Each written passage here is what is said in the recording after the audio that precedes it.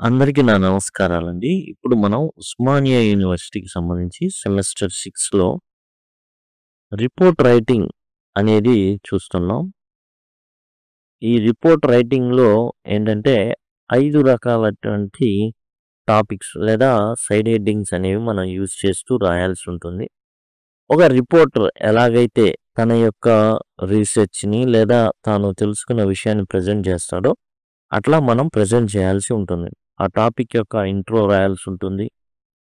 అతను ఏ విధంగా నేర్చుకున్నాడు, ఆ విషయాన్ని మనం ప్రెజెంట్ చేయాలి మెథడాలజీ రూపంలో. ఆ తర్వాత ఫైండింగ్స్, ఏం కనుక్కున్నాడు, చదివాడు. ఇప్పుడు రిపోర్టర్ లాగా మనం అన్ని పుస్తకాలు తిరగేయలేం. కాబట్టి ఫైండింగ్స్ ఏం కనుక్కున్నాడు, మరి అతను చదివాడు కాబట్టి ఏం రికమెండేషన్స్ చేస్తారు, అండ్ చివరిలో కంక్లూజన్ ఏంటి, ఇవన్నీ కూడా ప్రెజెంట్ చేయాల్సి ఉంటుంది రిపోర్ట్ రైటింగ్లో. ముందు ఇంట్రడక్షన్, అంటే ఏదైతే టాపిక్ ఉంటుంది. ఇప్పుడు మనం ఇక్కడ ఈ వీడియోలో వచ్చేసి మనం చేస్తున్న టాపిక్ ఏంటంటే impact of social media on mental health. Social media యొక్క ప్రభావం మనిషి యొక్క మానసిక ఆరోగ్యం మీద ఎలాంటి ప్రభావం ఉంటుంది అనేటటువంటి రిపోర్ట్ అయితే మనం చూస్తున్నాం. దానికి మనం అసలు యాక్చువల్గా సోషల్ మీడియా ఏంటి అనేది ఇంట్రడక్షన్ రాస్తాం. ఆ తర్వాత ఒక రిపోర్టర్గా మనం వేటిని పరిశీలించి రాస్తున్నాం రిపోర్ట్. ఓవర్క మనకు తోచింది రాసిస్తే that will come under content writing. దీని కిందికి వస్తుంది. కంటెంట్ రైటింగ్లో మనం 5 అవసరంలా ఇంట్రో రాస్తాం, తర్వాత body of the content, total body ఏదైతే ఉందో దాన్ని ప్రజెంట్ చేసేస్తాం. ఆ తర్వాత మనం కంక్లూజన్కి వెళ్ళిపోతాం. ఈ విధంగా ఉంటుంది. కానీ రిపోర్ట్ రైటింగ్లో ఏంటంటే జరిగేది ఏంటంటే మనం 5 హెడ్స్ కింద దీన్ని ప్రజెంట్ చేయడం అయితే అవుతుంది. ఇంట్రడక్షన్, సోషల్ మీడియా మీద ఇంట్రడక్షన్ ఏంటి? Social media helps people connect and share their lifes. Social media ఏం చేస్తుంది అంటే వ్యక్తిగత జీవితాలు కానీ, వ్యక్తిగత యాస్పిరేషన్స్ కానీ, వ్యక్తిగతంగా మనుషుల్ని కలిసేటట్లు చేస్తుంది.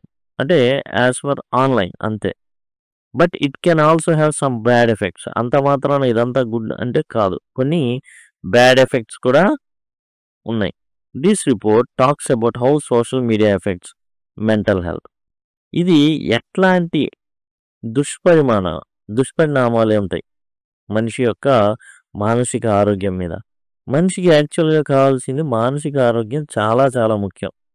శారీరక sound body, sound mind, sound health. Sound body ఉంటుంది, సౌండ్ బాడీ, సౌండ్ మైండ్. కాబట్టి రెండు ముఖ్యమే. కానీ ఇక్కడ సోషల్ మీడియాతో ఏం జరుగుతుంది అంటే మానసిక ఆరోగ్యాల మీద, శారీరక ఆరోగ్యాల మీద ఇండైరెక్ట్ ఎఫెక్ట్ అయితే ఉంది. ఎట్లా ఉంటుంది? సోషల్ మీడియా వచ్చిన తర్వాత ఆటలు ఆడడం మానేశారు. ఎక్కువగా మనుషులతో కనెక్ట్ కావడం ఆన్లైన్లోనే జరిగింది. ఇంతకుముందు బంధువుల ఇంటికి వెళ్ళాలంటే పాపం ప్రయాణాలు చేసి అక్కడికి చేరి ఎగిరి గంతులేసి మొత్తంగా శారీరకంగా చాలా ఎక్సర్సైజ్ ఉండేది. కానీ ఇప్పుడు అట్లా కాదు.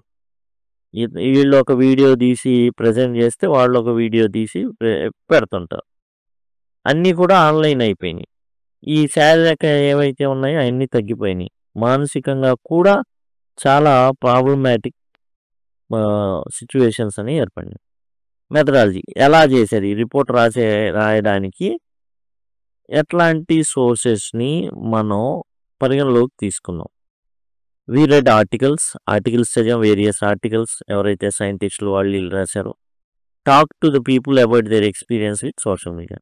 జనాల్ని కలిసి అడిగాం, ఏంటండి మీరు సోషల్ మీడియా వాడుతున్నారు కదా, మీరు ఎట్లా ఉంది ఏంటి, ఇట్లా ఏమైనా అనిపిస్తుందా, ఇలా ఎప్పుడైనా ఎక్స్పీరియన్స్ అయ్యారా, అట్లా. Good effects of social media.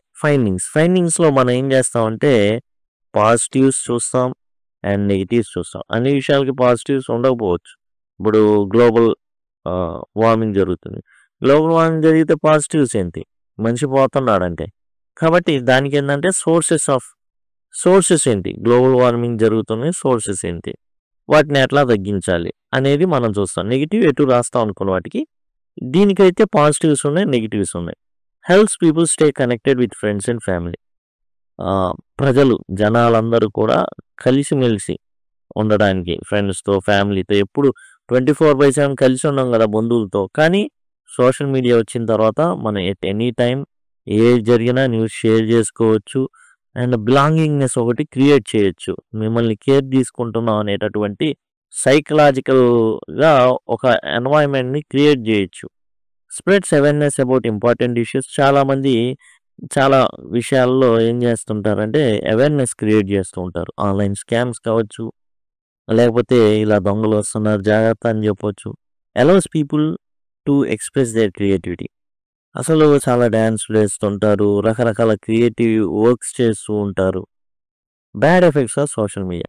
Social media వల్ల ఉండేటటువంటి దుష్పరిణామాలు ఏమిటి? Make some people feel bad when they compare themselves with others. ఈ సోషల్ మీడియా వచ్చిన తర్వాత కంపారిజన్ బాగా ఎక్కువైపోయింది. ఒక అమ్మాయి ఉంటుంది. మంచి డ్రెస్ వేసుకుంటుంది. ఇప్పుడు అలాంటి డ్రెస్సే ఏసుకోవాలి. ఇంతకుముందంటే ఇంటి పక్కన, ఇంటి ఎదురు అంతే. ఇప్పుడు అట్లా గాదు. ప్రపంచం అంతా కూడా ఆ అమ్మాయి అట్లా డాన్స్ చేసింది. చక్కని డ్రెస్ ఏసుకుంది. నేను గూడా ఏసుకోవాలా. నేను గూడా జేయాలా. చేయలేనప్పుడు దిగులుగా ఉంటాం. చేసినప్పుడు పొగరుగా ఉంటాం. Can lead to cyber bullying.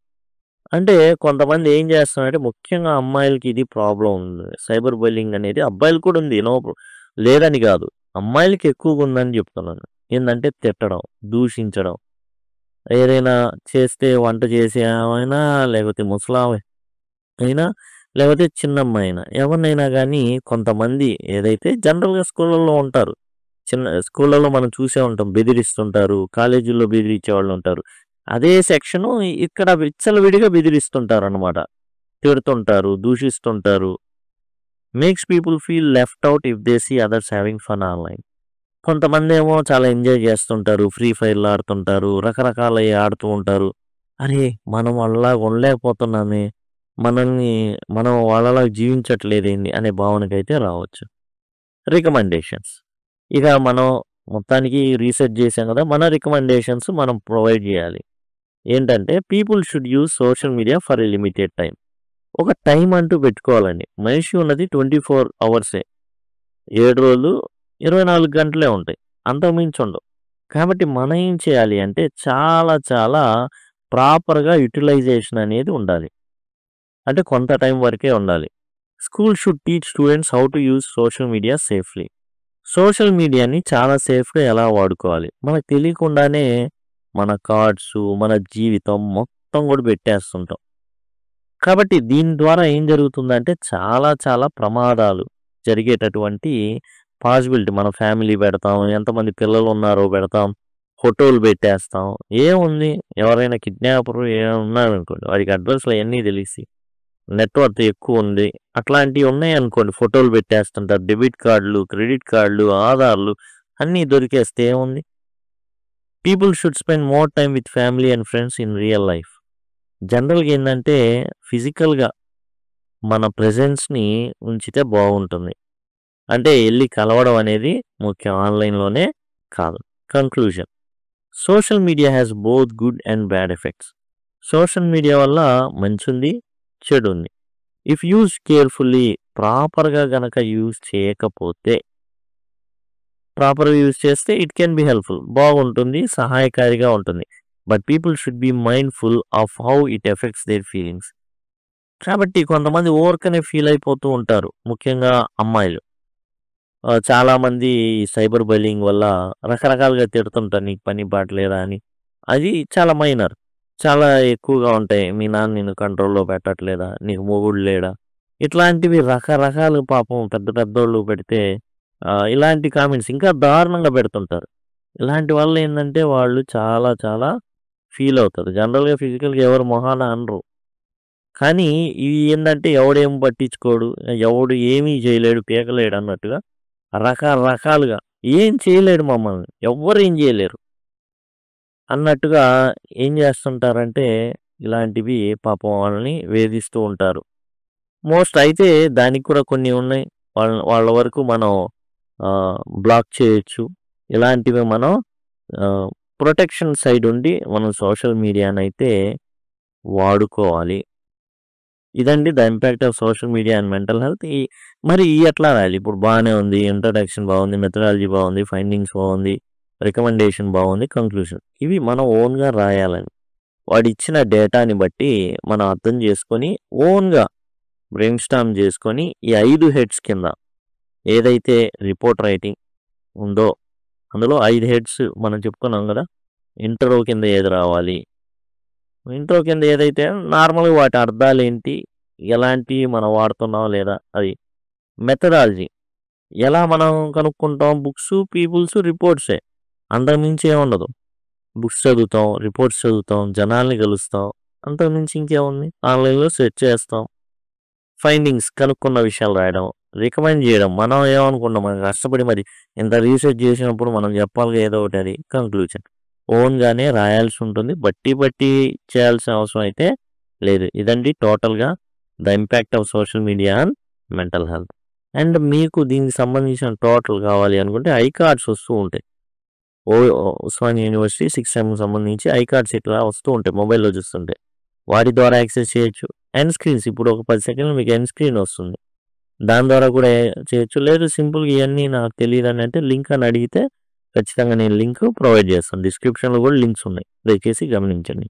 Thank you. Thanks a lot.